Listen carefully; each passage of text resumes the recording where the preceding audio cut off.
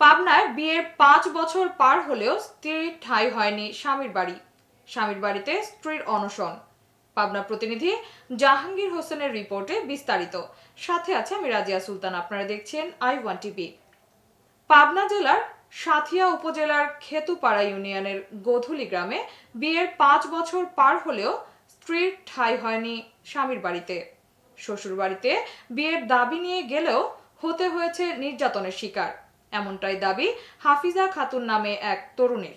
গোধুলি গ্রামের আবু বকরের ছেলে মনিরুল ও একই গ্রামের হাকিম উদ্দিনের মেয়ে হাফিজা খাতুনের বিয়ে হয়। বিয়ের 5 বছর পূর্ণ হলেও হাফিজা ঠাঁই পায়নি স্বামীর বাড়িতে। বারবার আশ্বাস দিলেও পরবর্তীতে পালিয়ে বেরিয়েছে বলে দাবি করে হাফিজা। এটার সমাধান চেয়ে স্বামীর বাড়িতে অনশন করছে স্ত্রী হাফিজা। বিয়ে হয়েছে আমাদের 5 বছর, তো 2 বছর কাবিন করছিল না, পরে 3 বছর ধরে কাবিন করছে। এখন কাবিন করার পরে সংসার করছে, সংসার করার পরে 1.5 বছর হলো সে বাড়ি চলে আসছে। পরে ওইখান থেকে আনার পরে আমাকে আর বাড়িতে উঠায় না।